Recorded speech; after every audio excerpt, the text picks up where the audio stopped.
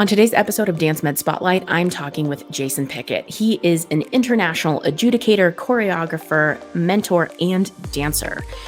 In this episode, we talk about, as always, a million different things, but I think the ultimate theme that we come back to is this idea of educating the whole dancer and supporting dancers and studios in helping dancers stay healthy and have best practice and feel supported and all of that as well. This episode has a lot of really good information, particularly for dance teachers, studio owners, and dance parents. So if you fit one of those descriptions in particular, make sure that you check out this episode.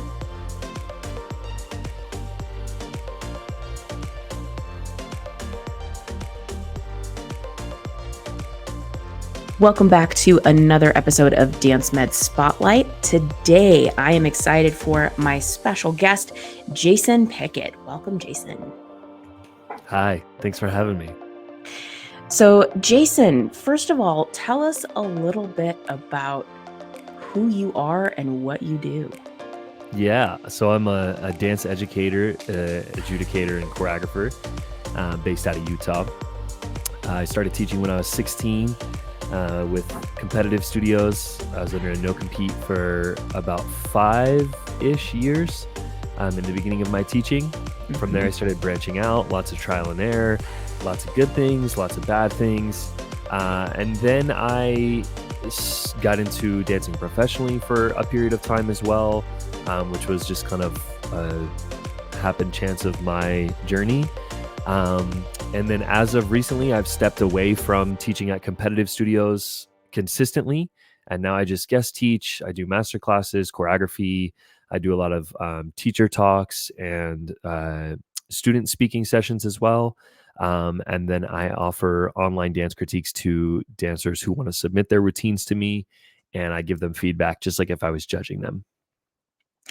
I love seeing all the stuff that you have like on Instagram and all of that. That's what really, drew me in and let me get to kind of know you online and what prompted me to ask you to be a guest here as well. One of the things that I consistently see come up as one of your messages as you're talking to dancers online is this thing of, teaching the whole dancer and supporting the whole dancer. It's not just fine technique or a certain style or anything like that. Tell me a little bit more about what that philosophy is for you. Yeah, I think it's interesting because I started teaching at a time when it was still very much the energy in the classroom of like, the teacher says something and the students do it. And that's just kind of like the way it is. There isn't much exchange there. But the point when I started teaching, it transitioned away from that rather quickly. So I was able to kind of see like the full transition from where teaching used to be to where teaching is now. And so through like my own experiences, like I said, good things, bad things, reflecting on, stuff that I was bringing into the classroom when I first started teaching versus now, the transition through COVID and all of these different things, and also just trying to be more aware and really, really trying to like take as much as I could from the kids that I was teaching and their energy and like what they were bringing into the classroom. It really started to make me realize that like, I think there's a significant like breakdown in the way that dance is taught. And I think that for way too long, dance has dealt in these like absolutes that don't really help anybody at the end of the day. I think they help a small population of dancers, but I don't think they help the majority, and I don't think they help teachers as well, because I remember when I dealt in absolutes as a teacher, and it was extremely frustrating for me as well, and I never knew why that was the case. It was always just, it's the kid's fault, it's the dancer's fault, like they're not trying hard enough, they're not practicing enough at home. And so that's kind of really been, that's kind of been, I think a mission is maybe too strong of a word, but it's definitely been an underlying thread in a lot of my content and a lot of my classes over the past, 2 years is, how do we approach dance from the perspective of really kind of meeting the dancer in the middle and then building their training from there. I think it has to be as personal as we can make it. in a group, even in a group setting, I think there's still room for personalization, Definitely. and it has to be flexible more than anything. I think that's the biggest thing that I've learned. And I mean, even as you study like other forms of movement or other forms of athleticism, there's flexibility in all of these things. There's no absolutes in anything, but in dance, we love to instill absolutes. And I think it's just really, really harmful at the end of the day. So that's kind Hmm. of where that perspective has come from of like, okay, how do we educate the whole dancer? Um, and how do we really start to understand that, like, between school and the dance studio, especially right now, between school and the dance studio, that's where the majority of these kids' time is. So to say Definitely. that we don't have an obligation, just like, a school teacher, to say that we don't have an obligation to um, assist these kids outside of just dancing, for me personally, I think that's a dangerous perspective to have, because we're with them so much. So, Yeah, I know. So I'm a physical therapist working with mhm, dancers all of the yeah, time. And one of the things that I see, and thankfully is changing, but I'd love it to change faster, is even say someone training in ballet and well, you have to have 180 degrees of turnout. And it's like, but not every body is built to be yes, able to do that. Like mhm, learning how to train the mhm, dancer to use their anatomy the way that they have their anatomy and yep, not trying to make all of them look exactly the same. And yeah, some of the mindset that then comes from the dancers who've been hearing that so much, they'll come in and say, I was getting yelled at because I wasn't like so and so in my class, or mhm. because I can't have the same turnout as one of my classmates. And they come in sounding so defeated half the time, which is really disheartening to hear. Yeah, 100%. Yeah, there's just, I mean, there's certain physical aspects of individual bodies that you can't, I shouldn't say you can't. You maybe you can overcome them. You shouldn't. And this is something when I work with dancers in a one-on-one capacity online, and a lot of them, when I ask them what's something you want to work on, a lot of them will say flexibility. And I always stop there and I always go, okay, well, give me a little bit of an idea of where you are at right now. I go, are your splits flat? And they go, yes. And I go, do you have an extension? They go, yes. And I go, so what exactly are you trying to get more flexible out? And Mhm. 9 times out of 10, there's somebody in their studio who's hyper flexible, and they're comparing themselves to that dancer. And so I always try to let them know, like, this isn't discouraging you. Stretch and work on your flexibility and do your thing, but know that there's going to be a certain level of flexibility that you can't match if you're not hyper flexible. And also know that those dancers that are hyper flexible are going to deal with the repercussions of that later on in their life. So it's not this glorious thing that we sometimes make it out to be, because those dancers could potentially really, really injure themselves later on, and it may not be in their control, because they may lack certain things that allow them to have that flexibility, but also open them up to serious injuries. So yeah, and I think as a teacher, it's easy, again, to deal in those absolutes and go, okay, everybody needs to be the same, but we're not the same. We're by no means the same. And so to do that, you open up the risk for physical injury, but you also open up a huge hole for mental issues as well, because these dancers are constantly comparing themselves to each other Yes. nonstop. So if you're giving them tools to further that comparison by saying, "Oh, look at this person. Let's have them showcase their fantastic natural turnout. Let's all do that." And it's like, we can't all do that. Yeah. I just had that conversation with a new client who is a young dancer and wanted to be able to do all of these super like overly flexible things that she Mhm. saw her classmates doing. And we ended up kind of having this conversation of, every dancer has their own superpower of sorts, whether it is someone who has more flexibility or has, the quote unquote beautiful feet Or, for me growing up, because I grew up dancing and still dance, I was the powerful dancer. I was the Mm, one who could do some of the leaps and turns and things that other people didn't have the power to do. And so, it took a while because I saw my classmates who were more flexible, for mhm. example, and as a kid was going, I can't do that. Maybe I can't dance. I shouldn't be dancing. But then figured out that that power was my superpower Yep, and really embrace that and still even use that when I dance and compete now, yep. and am so much happier as a dancer now that I've embraced that rather than trying to be like whomever. Yeah, 100%, 100%. Yeah, yeah. I couldn't agree more. Yeah, we all have things, and sometimes it's the things that we run away from that are the things that really make us special.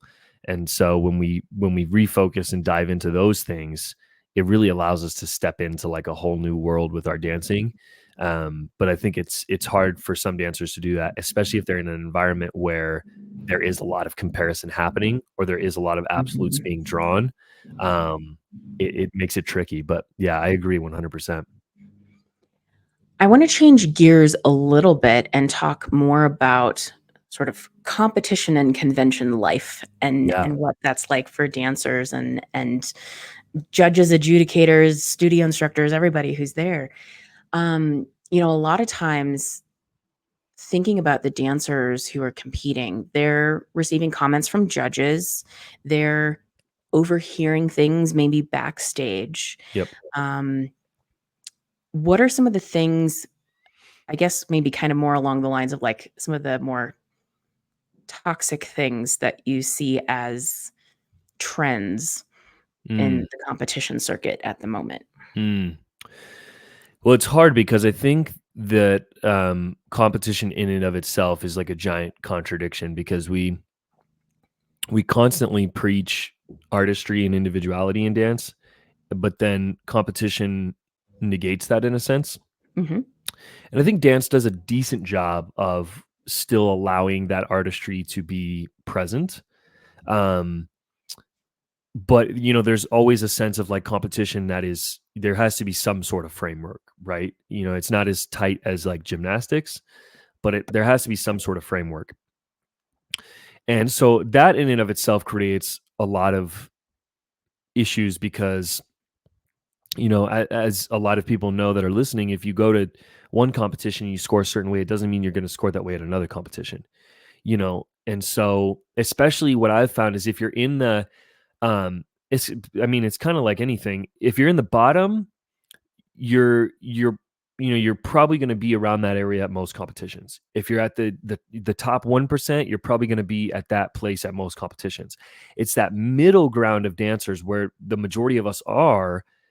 That's who gets affected by this the most because opinion can really make a difference swaying that dancer from one way to the other. And that's when it becomes kind of an issue, and that's where you see those not, I don't say bottom and top to say good or bad, but those dancers that are maybe they have experience, but they're not quite as experienced as the advanced kids. Those kids Mhm. really get tossed around like crazy because those opinions come into play. And then the other aspect is it is in a sense gamified in the way that there are certain trends within dance. Dance is something that ever evolves and ever changes, and the judges do as well. And so Yeah. teachers become accustomed to this game of kind of trying to play what's going to score well. um and for me it's I think I've always had a hard time understanding that perspective because I wasn't like that when I was teaching. I was very Mhm. much like, I think because I started so young, my ego was like, no, I'm just going to do whatever I want to do. And then I'm going to make you like it, basically, was Mhm. my kind of perspective. Um, but I think it's really, really easy for teachers to, especially now, and I'm guilty of it, especially now that more judges and more people are talking about dance online and sharing their opinions. Teachers are kind of taking that and going, okay, cool, like this is what judges want. And I think we're seeing that really, really full force right now with acro and the mix between acro and dance. And Mhm. um it's become this sort of thing where parents genuinely, it's a weird thing right now at this moment because parents genuinely think that it causes their scores to be better. Right. Judges don't necessarily want it in routines. And the confusion comes into play, at least in my experience, when you have a really advanced dancer that includes acro in their routine. Mm. And the reason that it causes confusion is because that dancer was probably going to place the way they were going to place, regardless of whether the acro was in the routine or not. As a Yeah. judge, it's really clear for us as soon as the dancer starts moving where they land on the realm of beginning, intermediate, advanced. It's really clear. Mm-hmm. So regardless of what's in the routine, we kind of know where that dancer is going to land. So then parents see that, they see those kids place, and because they don't necessarily understand dance from a more technical aspect, Mm-hmm. they're drawing conclusions between the things that they can recognize. And they can recognize a backflip or a head spring, or, they can recognize these big wow moments. And then they reasonably draw the comparison of, oh, that's why this dancer placed. Mm-hmm. Then what happens is, just like anything, you get this trickle down where now you have intermediate and beginning dancers attempting these same skills in their age bracket. And that opens up a whole door of issues. One, they're not placing like the parent thinks they should. So now you have Mm-hmm. rifts within the studio because the parent is like, why is my kid not placing? They're doing this, this, and this. But more importantly, you're opening these kids up to really, really, really serious injuries. I don't think I think sometimes we don't really quite understand like the severity or the potential severity of some of these things that we're asking these kids to do. Yeah. One is these aren't real things. These aren't like traditional gymnastics things that have been done for years and years and years and perfected. And there's a pathway and a progression. And these are not those things. These are Yeah. made up things that we're asking dancers to do. And the big issue with a lot of these things that are happening is the combination of rotation and so rotation of the body and force. Mm-hmm. Those two things are happening very, very commonly within acro elements, and those are two very, very, very dangerous things to have in combination for Yeah. someone who doesn't understand their body. And again, if the easiest correlation is gymnastics. There's a reason there's a set progression to gymnastics. Mm-hmm. There's a reason there's gatekeeping to gymnastics, in the sense that you cannot do certain skills until you reach a certain age. It has Yeah. nothing to do with your physical ability. It has to do with the fact that your body just it's not fully built yet. It's not fully developed yet. So to have you do these really high risk things, I just think, unfortunately, we haven't had enough accidents in dance for people to realize how big of an issue this is. Mm-hmm. But I think what people don't understand is, like, without being too dramatic, like, some of these things, even just taking a head spring, something very small could go wrong in a head spring, and that dancer could be paralyzed for the rest of their lives. That's a Yep. really real outcome. It's Yep. not like a dramatic, uh, voodoo doctor take. That's a very like possible thing. There's a reason that there's forms of yoga that don't include headstands anymore. There's a Mm-hmm. reason that these things have been taken out of particular art forms because they're extremely dangerous. And Yes. so, to me, aside from my personal bias of I just don't really, it doesn't really do much for me, that's more so the thing that I'm like, kind of frustrates me, is Mm-hmm. that studios are also pushing this, and studios are bringing in people that aren't trained and they don't have training. And the funny part is Yeah. I judged with a judge who is a part of acrobatic arts, Mm-hmm. and he was more like strict about tricks than I was when we were judging. Like, I was doing my thing like how I usually do, but I would hear him and he was going in on these dancers and in on these teachers, and like really giving them like, not necessarily in a mean way, but he was really giving them feedback of like, look, this is wrong. You are doing this incorrectly. So it's Mhm. ironic that like even the people in those spaces are kind of sick of seeing dancers that shouldn't be doing these things do them. Yes. Little long-winded there, but it's something that I'm like relatively passionate about because I was never that dancer. I don't, Mhm. back to superpowers. I was never the dancer that could do tricks. I never wanted to do tricks, but I never was. So Mhm. it's kind of just like, and I'm seeing that a lot now where you have dancers who are also in that position. They're not they don't have that power. They don't have Right. that those quick fire, fast twitch muscles built out like some of these other kids do, and they're being asked or they're being pressured to do things that they just can't do. And it's Mhm. I don't know. It's a weird place we're in right now. Yeah. I definitely have noticed some of that with dancers who come in to work with me. One of my favorite questions to ask in my first appointment with them is, what are your goals in dance? Is it something you're doing for fun for now, for recreation? Is it something you Mm, want to pursue professionally? Like, give me a scope so I know what we're working towards. But then I also ask, what are things that you regularly get corrections on or things that you really want to get better at? mm, And more often, I'm hearing things like, I want to get aerials, I want to get back handsprings, and yeah, all of these kinds of things. yeah, And when I'm hearing any of that kind of stuff, it's like, all right, that automatically is going to become something that we are going to work on to make sure you are as safe and strong as yeah, possible yeah, in order to do it. Or if it's something that's like totally out of the realm of reality, then we have that conversation too. yeah, But 100%. that makes flags go up in my brain of, we have some real work we need to do to keep you safe through all of this. Yeah, yeah. Well, and you add in the fact too, like this is the other thing that studios don't think about is, again, going back to gymnastics, there's a reason that these things are traditionally done in very specific places. They're done on spring floors. They're done Mhm. on padded flooring. And we're asking kids to do those same things on, most studios don't have the luxury of having spring floors because it's really Right. expensive. So you're asking these kids to do these things essentially on concrete over and over and over and over and over again. Mhm. And like the damage that that alone does on a dancer's joints. And they don't, the thing is, they don't feel it because Yeah.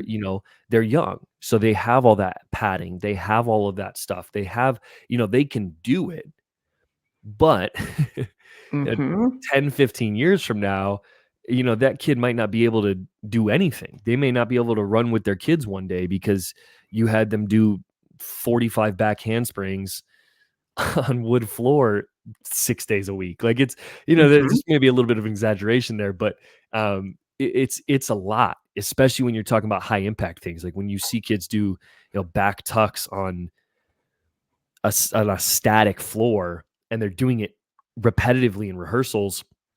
It's like, man, that's not great. That's not a great idea. Mhm. Mhm.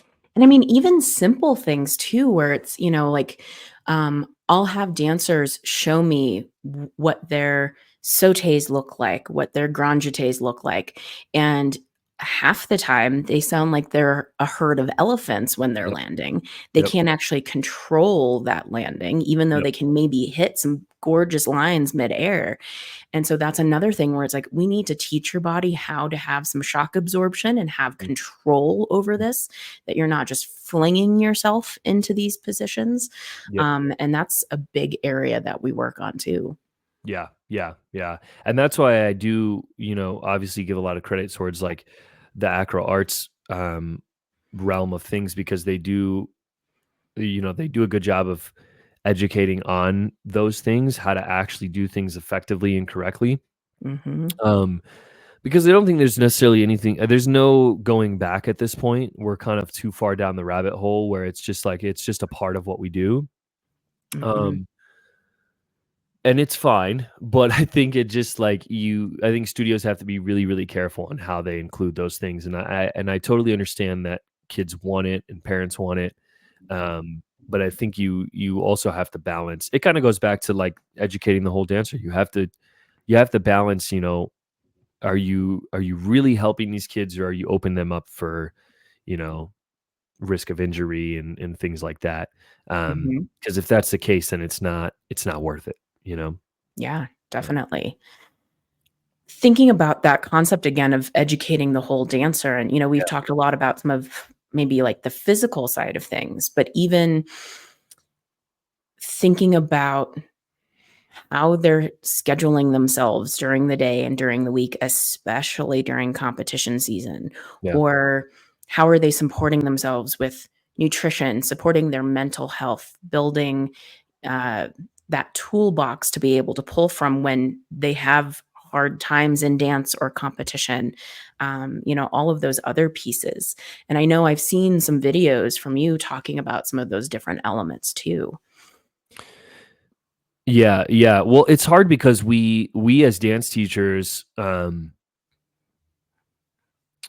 we as people, but we're in the realm of dance, so let's go there. We as dance teachers, a lot of times, are not ourselves the most mentally sound, um, and so that creates a lot of issues because you know I um I don't get frustrated, but I tend to push back often on teachers, especially nowadays, because I hear the same sentiments. The kids don't listen, the kids Mhm. don't know how to talk to people, kids don't know how to work hard.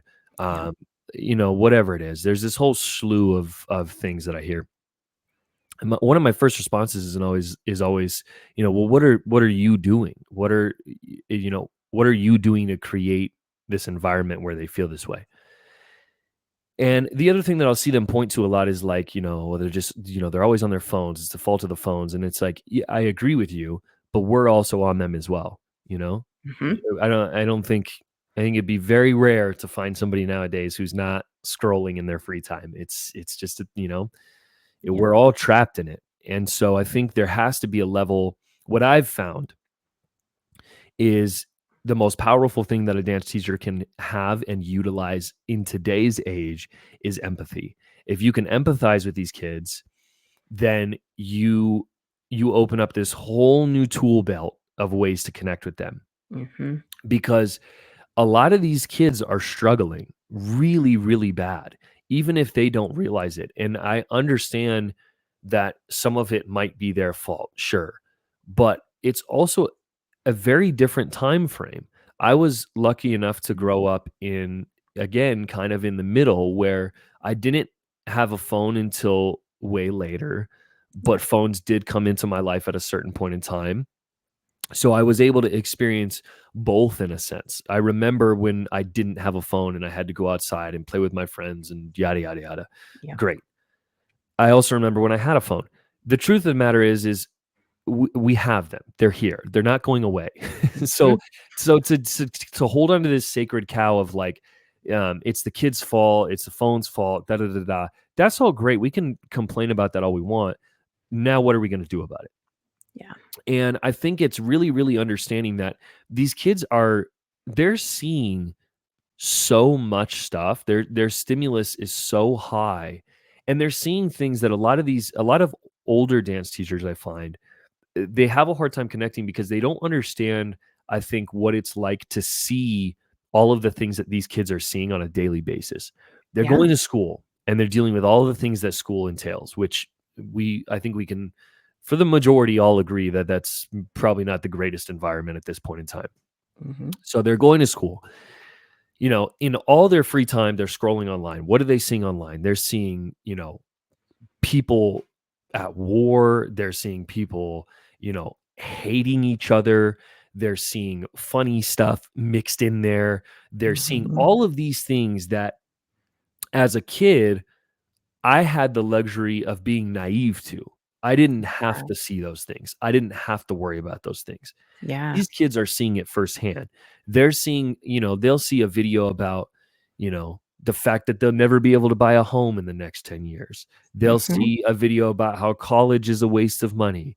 They'll see a funny video mixed in there. They'll see a dancer who is doing 1,000 pirouettes. They'll see all these things mixed in.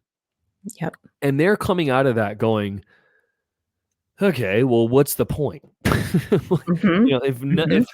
if none of this is positive, or none of this is really what I can do and who I am, then what's the point of any of this? And then they're coming into the classroom with that. And what do they get met with? I don't want to make a generalization here, but what do they get met with a lot of times? They get met with, why didn't you practice at home? Why didn't you remember your routine? Why are you messing this up? Why Mhm. aren't you doing this like this person is?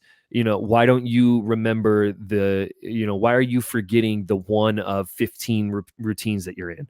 You know, Yep. it's there's a point where we have to, I think, draw a line and really start to understand that, like, if you cannot empathize with these kids, then you can't possibly teach them. Because the weird thing about this current generation is, even though they are so, discombobulated, they still have a lot of autonomy, and Mhm. they will shut you out, and they will shut you out really hard and really quickly, and they will give you nothing. They will give you absolutely nothing if you give them the opportunity to.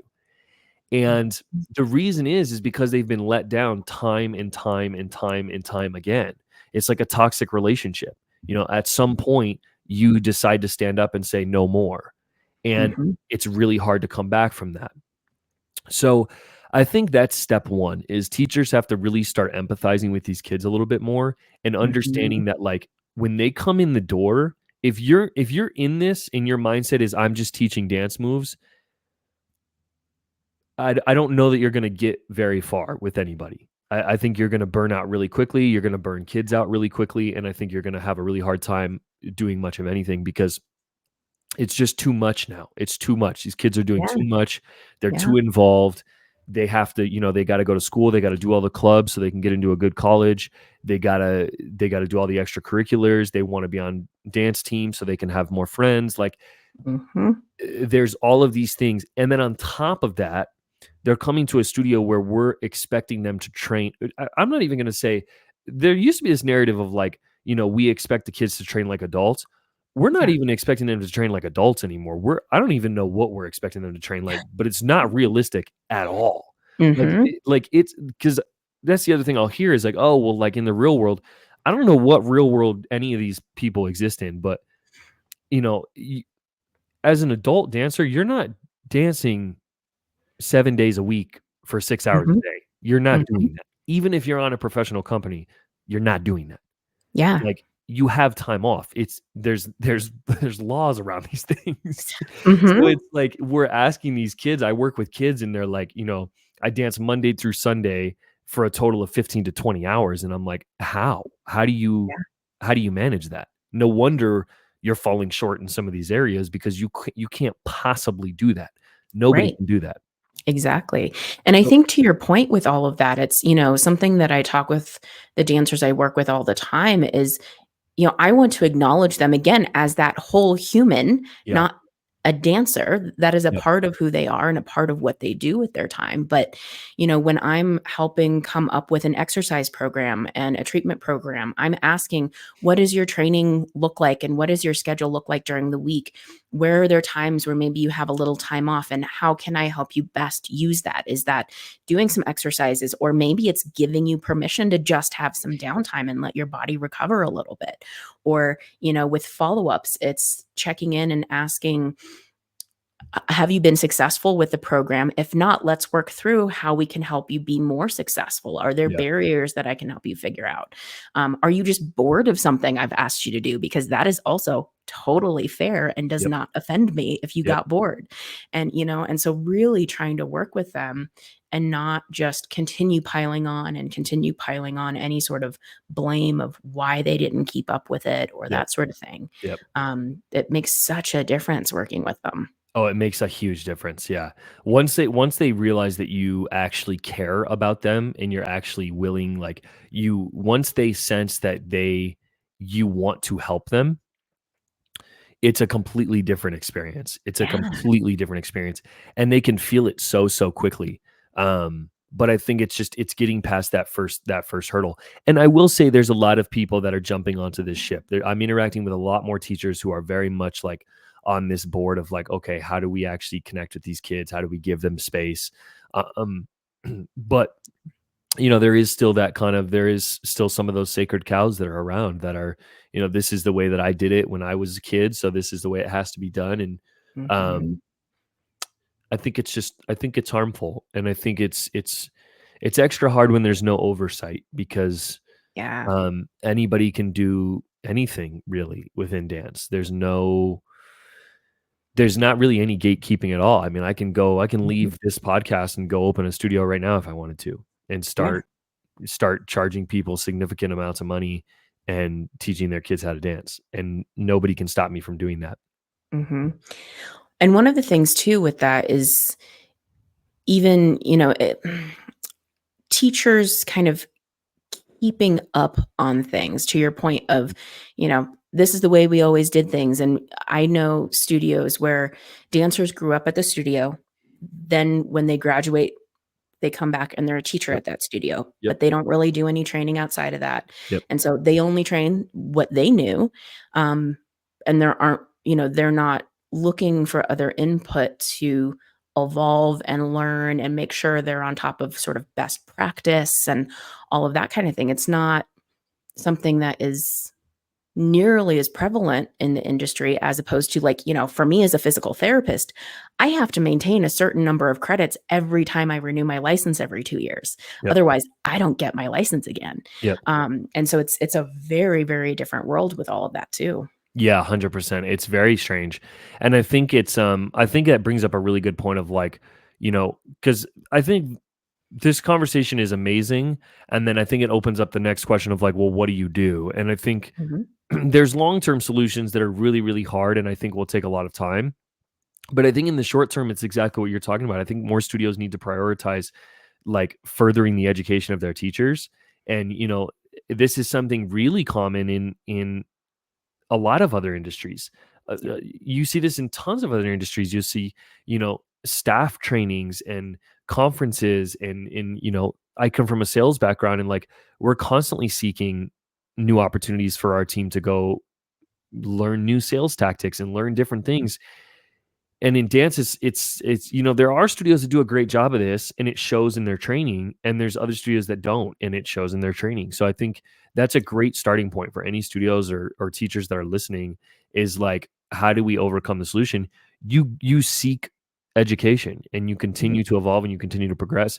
And just like anything, you're going to come across things that you maybe don't agree with, things you do agree with, and things that are in the middle. But it allows you to create some really, really great things for moving forward, so that we can educate these kids in the best way possible. Because at the end of the day, um, we're educating children. Yeah. This is adults interacting with children, and lots of money being exchanged. And I think Mhm. that again, I can speak from personal perspective where there was a time where I was so young and so naive that I did not understand what that meant. Yeah. And I think it's really important for older educators and for studio owners to make sure that you're instilling in your teachers what that actually means, and the Mhm. and the weight that that should bear. Because you people sometimes don't like when I say this, but you can change the future of a dancer, for good or bad. Like, we have the power to do that because of the time that we're spending with them. Mhm. You can rewire these kids for the rest of their lives. And I mean, it bears a much larger ethical question of like, is that something that should be even occurring? But the fact of the matter is it is. It's Right. happening. We're here. You know, there's thousands of studios all over the world. Mhm. So what do we do? How do we get to a place where the majority is really, really seeking to educate these kids and Yeah. not just place at a competition? One of the things that I'm seeing more recently that I think is a positive aspect of social media Mm. and the online world is the studios that are embracing safer training techniques, maybe collaborating with folks like myself who are dance specialists and working with their dancers or helping train their teachers. Yep. A lot of these different things. Parents are recognizing this. They're seeing that it exists. The dancers are seeing that it exists. And so they go, oh, well, I'm looking for a new studio for my dancer. I'm looking at studio A that offers none of this Yep. and studio B that really supports it. It can be a wonderful way for them to make a decision of where they want their dancer to go. Or on the professional side, I've talked to professional dancers where they have a few prospects for companies that they can be with, and they prioritize maybe one where certain things aren't quite at the same level. Maybe it's their pay or their position in the company or whatever, but there's really good support for them, again, as a human, Yep. and keeping them healthy and safe rather than not paying so much attention to that stuff. Yeah, 100%. That's the thing that I'm finding. It's a component that I realize when I started making content is that there is and this is why I've kind of tried to really shift my focus to educating parents particularly, because I realized very quickly that there's a lot of miseducation amongst dance parents, understandably so. If they've never danced, if they've never, gotten out of their area, then it makes sense.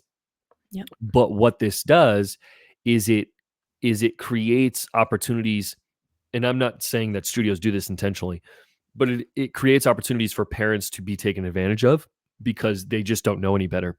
Mhm. And so kind of my perspective is now, okay, well, if I can educate parents, then I can almost force change amongst studios because now the parents will be able to say, no, this isn't okay, And at the Mhm. end of the day, like again, this is another point of contention when I talk about these things sometimes, is at the end of the day, the parents are paying the studio a dollar amount for a service.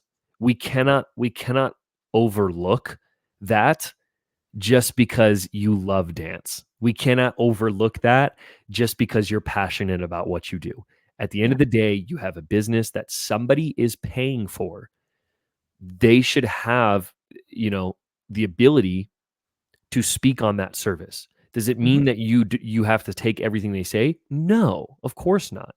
But they should have the ability and the empowerment to speak up when they see something that they don't feel is fit for what they're getting. Mhm. Some of these parents are spending a very large amount of money to dance at these studios. There's an Yes. expectation that comes with that. You know what I mean? Like if I go I mean, you this is if I came to you and I paid you X amount of money for you to solve my problems, I would have whatever it's called in legal terms, I would have a reasonable understanding of what I'm going to get out, but I Yeah. would have an understanding. I would have an expectation of what I was going to get out of the exchange. These Mhm. parents should as well. So arming them with the knowledge of what, good quality education looks like gives them that ability to do exactly what you're saying, where they can say, okay, you guys aren't really doing this well.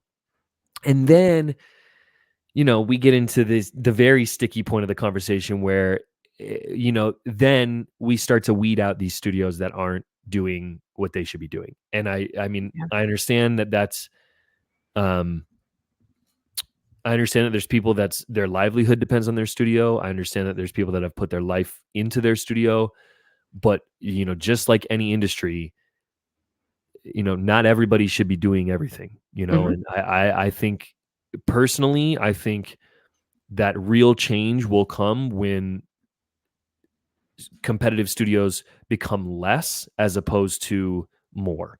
Mhm. I don't think the solution is to create new studios because you just spread everything thin at that point. We see this problem in Utah particularly where you have some great educators here, but they're spread across tons of different studios because there's tons of different studios. Whereas if Mhm. there was less studios, all those educators would be in one place and you would have great education across the board because all those people are in one place. So I think like there's good things about expansion, there's also really bad things. And I think we're in a point right now where competitive dance is so big that if there doesn't become some sort of oversight or um dare I say regulation, I don't know, I just think it becomes something that's very dangerous in a sense because it Yeah. becomes too big for anybody to really kind of control. Mhm. Yeah. When you were talking about sort of this idea of the educators getting spread thin with all Yeah. that they're doing and that sort of thing, it makes me think of kind of a different aspect of that where, you know, we've talked about things like the physical side of the dancer, the mental Mhm. health, all of these different things. I think sometimes too, an impression that I get from some of the educators that I interact with is sometimes it's that overwhelm of feeling like they need to do everything for everybody that's Yep. in there. Yep. And things like, I've been able to work on site at a competition or convention weekend and be able to screen dancers to see, are they safe to continue dancing? Is there something else that we need to do right now? And Wow. studio owners coming up to me saying, I am so thankful that you're here, that I didn't have to make this call because, I'm not trained in that. I'm glad that you're here Mhm. and that you can do that. Mhm. And so I think realizing that there are resources to help support them and supplement what they're doing, Yeah. not saying that they have to cover all of the bases themselves. They at least need to be aware of what things are going on and Yep. what might need to be addressed, but it doesn't mean they need to have the solution for it either. 100%. Yeah. And I think teachers particularly is like a demographic that I sometimes skate over just because it's hard to contextualize and target everything. But yeah, I mean, there's a huge component of this where teachers are spread really, really thin. They're asked to do a lot for very, very little. Mhm, Um, I remember teaching, and one of my biggest discrepancies was, and I know not every studio does this, but a lot of studios that I taught at do this, where you know we would go on breaks, holiday breaks, and the parents were still getting charged tuition, but I wasn't getting paid. And so, there's these things where it's like, you got to come to competition, but we can't pay you. mhm, And so there's all these things that are like the expectation is not there. This happens with judging as well, where it's like, we want you to sit here and critique, you know, 500 routines and we want to pay you $20 an hour. And it's like, no, we're not doing that. That's not how this is going to work. Like, if you want somebody that's going to come in here and give you quality feedback every single routine, I'm happy to do that for you, but you're going to pay me for that time and that expertise. You're yes, not going to, especially like, and again, like, I understand. I have a small business myself. I've worked with a lot of studios and conventions, and like, I get it. You have overhead. I understand. I understand these events are expensive, mhm, but you're still making money. If you weren't making money, you wouldn't be doing it. No one, I this is this is a funny sentiment that some people will bring into business, right? Is like, I'm not even making that much. I just love it. yes, I don't know that that's really like I think that's maybe sometimes a thing, but like at the end of the day, you're making something. Maybe you're mhm, not making what you want to be making, but you're making something. yeah, And especially these competitions and conventions, you are making an absorbent amount of money. yeah, You can afford like, this is the other thing that grinds my gears is like, you'll pay till the sun comes down, trophies, certificates, mhm, scholarships, merchandise. You'll put so much money into those things, but the core component, the competitive aspect, which is reliant on the judges themselves, you skimp the most on. That's mhm, the part that doesn't make any sense to me. That's what people are coming for. I know yeah, in competitions' minds, they're coming for the stuff. I promise you they're not. They people are so sick of the stuff. They don't want the stuff. They yeah, want feedback. It's everybody's complaint. It's everyone's complaint is they want feedback. They want to go here and they're fine to pay $175 a dancer per routine. They're fine mhm, with it. But give them something in return. Don't yeah, give them silence on the mic. And so I think it's a chicken and egg situation with a lot of these things is like, for sure. I think the ultimate answer is it's a combination. Judges are paid too little for what they're asked to do, but at the same time, there's an education component, and I think it's the same thing with teaching inside of studios. Teachers are paid most of the time too little for what they actually do, Mhm, but on the flip side, there's also an education component where those teachers need to have more education. So I think that, like, as with everything, the top needs to do a better job of distributing profit, and also educating their staff across the board. Mhm.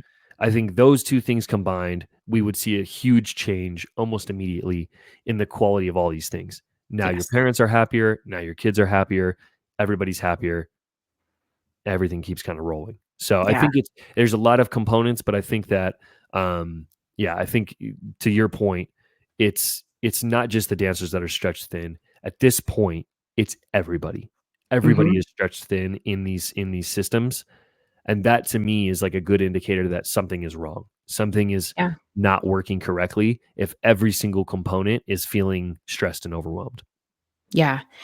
And also with educators and studio owners not having, dare I say it, sort of the ego to not utilize resources that can be available. Like, I know there was a studio owner that I talked to years ago who I know well, and, we grew up dancing together and that sort of thing. And I had told her, "Hey, I'm a dance physical therapist. I'd love it and do a seminar for your dancers or a teacher training. Like, I'll come in for free even, and I want to contribute to your studio." Yeah. And she basically had said, I know everything I need for my dancers. I don't need to bring somebody else in.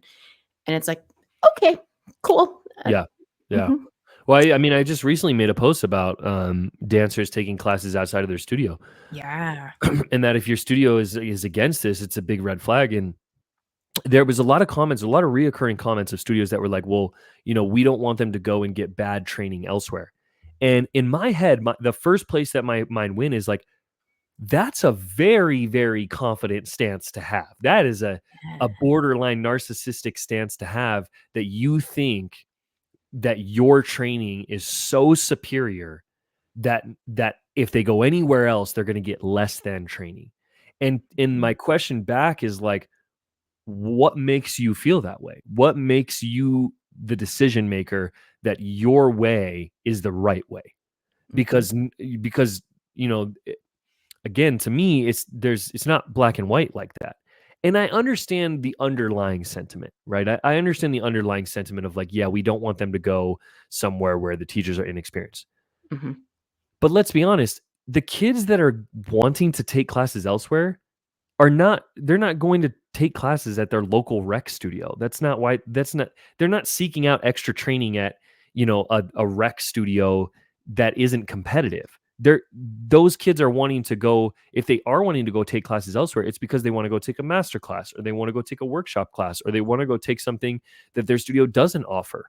Mhm. So to me, that's a mute point, because it insinuates that these kids are like almost dumb in a sense, and like that they can't distinguish between, which I think to an extent, maybe that, they're not dumb, but maybe they it would be hard for them to distinguish quality training. But at the same Mhm. time, I don't think that's the spaces that these kids are trying to go into.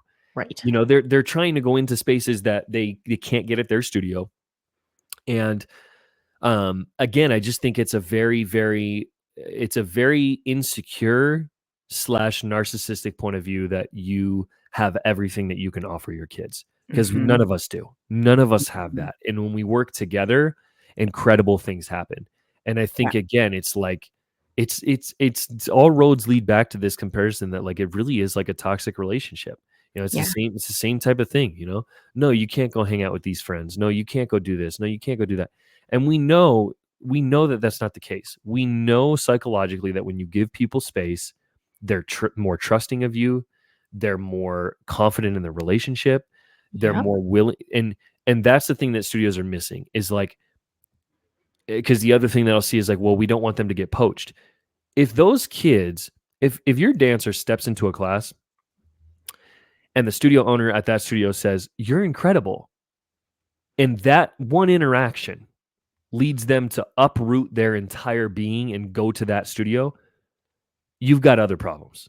Right. There's other things we need to address. If that Right. one interaction is causing Yes. that dancer to be like jump ship, then there's a whole slew of other things that we need to come into play. Now, is Mhm. poaching a thing? Sure. Is there studios that will, nag a dancer and they'll text them they'll call their parents all the time? Sure. But again, it bears the question, like, if those kids are so willing to leave, then either A, they were going to leave eventually anyways, or Mhm. B, maybe you really aren't offering what they needed. So I Mhm. think, like, again, I can understand the sentiment, but I can also push back in the sense that, like, again, just like a toxic relationship, if your significant other goes out and one person tells them they're beautiful and that's enough for them to leave you, then the call's coming from inside the house. It's not Mhm. that dancer's fault. It's not because they went and took a master class. It's because you didn't give them the space to seek the things that they wanted to seek. I think studios need to understand, and I think I love the way that you kind of worded this as well, is like, it's okay to say we don't offer this. Mhm. You want to do acro? Amazing. We don't currently have a teacher that offers that. How about we open up a hole in your schedule and you can go over to, Sarah's studio down the road who has an amazing acro teacher. You can go take that class. And then Yep. you can come back and do your stuff here with all your friends. I think studios, if they started employing that logic a little bit more, their customer base would be so much happier. Yeah, Because and the it goes back problem, to that whole thing of, having empathy for the dancers you're working with, creating a yes, good relationship. Like, as a physical therapist, early in my career, I definitely had that viewpoint of like, I should be able to fix everything. yeah, And now I've been practicing for over 14 years, and it's like, I can treat a lot of things, and there's certain things I'm really good at, and then there's things where that's just not my jam. That's yep, not what I excel in.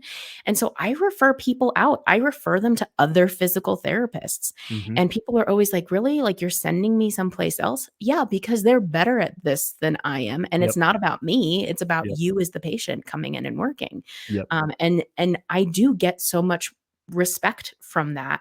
Or, they'll come back to me for other reasons, or they'll refer exactly, other people to me exactly. because they know that that is my way of working, and Exactly. not just going, "Yes, I can maybe fix everything."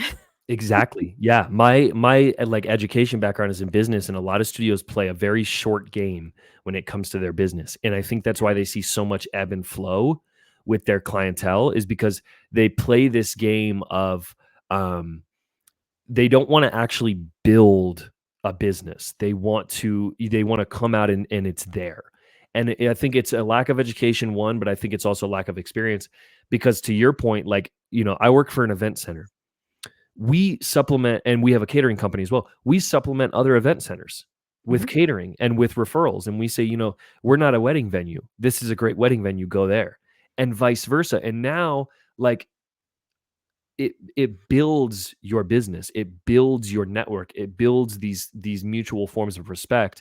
But because dance is so competitive at every single level, even Mhm. at the ownership level, Yep. it creates way more issues than it solves, because now we're fighting over these kids, as opposed to just saying, like, you would be a great fit at this studio. You Mhm. would soar at this studio. You know what I mean? And then again, now that studio, because on the flip side, like, I'm sure the people that you first started referring people to, when that happened to them, they were like, "Oh, whoa, like, this is kind of weird. Like, somebody else is referring somebody, like, okay." And it builds this immediate, like, rapport with those people, where now it's like, "Oh, this studio really they really see what we have to offer. They really respect us." And it builds that mutual respect. So I think, yeah, I think it's a really, really good point. And I think, yeah, I think that paired with a bunch of the other things that we've talked about would really, really help with a lot of these things that we're seeing right now. Mhm. Definitely. I think this is a good opportunity for a special segment on the show.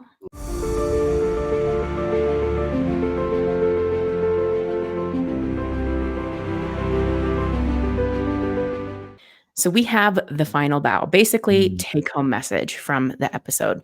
We've okay. talked about a lot of different things. Yes. If people only took away one thing from this hour together, Yeah. what do you hope they walk away with? Yeah. I'll keep it short because I've been a little long-winded. I'm passionate today. Um, I think the idea of educating the whole dancer, um, Mhm. starts with empathy, and it starts with understanding that, these kids are coming into the classroom with a lot of stuff already. They're coming in with a lot of baggage already. They're coming in with potentially a good day. They're coming in with potentially a bad day. They're coming in with potentially issues at home that they don't want to talk to you about. They're coming in with potentially issues with, relationships, whether that be friends or romantic relationships that they don't want to talk to you about. And I think the question you have to ask yourself as an educator is, are you going to add to that baggage, or are you going to seek to take away from that baggage? And the way that looks is different. Sometimes taking away that baggage is as simple as saying, "Hey guys, today we're going to learn a combo instead of rehearsing this routine that we've been rehearsing for 9 months." Sometimes that baggage looks like, "Hey guys, let's sit and let's talk about how you guys have felt this season. How'd you guys feel off of last competition? What were the good things? What were the bad things?" Sometimes taking away that baggage looks like doing the same thing because maybe they need that consistency. But I think until you answer that question of what you're going to do as an educator, are you going to add to or take away? Then you can't make the next best decision. So I think that would be the biggest thing that I would tell people and encourage people is to start employing a little bit more empathy and to start understanding that these kids are not coming in with a free, open mind, willing and able to do every single thing you ask them every single day.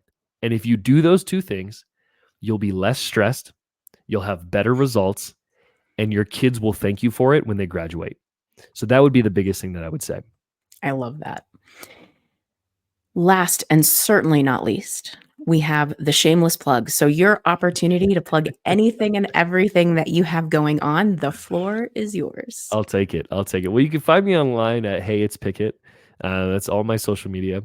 And my website / business is No Starving Artist. So the website is nsadance.com.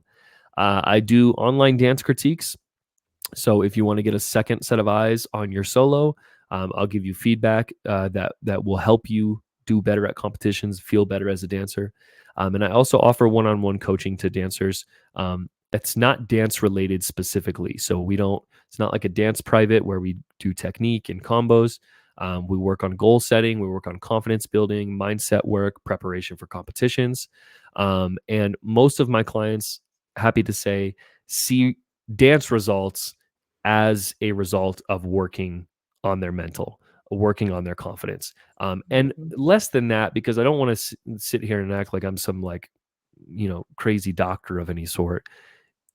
More so than that, it benefits them to just have somebody to talk to that isn't at their studio and that doesn't necessarily know exactly what they're going through. It gives them a chance to vent. It gives them a chance to air out, grievances that they might be having with their teachers or with other peers in the classroom. And that in and of itself is a really powerful thing. So if that's something that resonates with you, or you think your dancer might be a good fit, you can find all the information, nsadance.com. And thank you so much for tuning in and listening. And if you ever have questions, email, DM me, and I'll be happy to answer them. Amazing. Jason, thank you so much for your time today. I've really enjoyed our chat. Yeah, absolutely. And me as well. I would love to have you on my podcast and kind of pick your brain a little bit from your perspective, because I imagine you interact with a lot of different things and a lot of situations that could really benefit other dancers. Yeah, I would love to. Awesome. Amazing.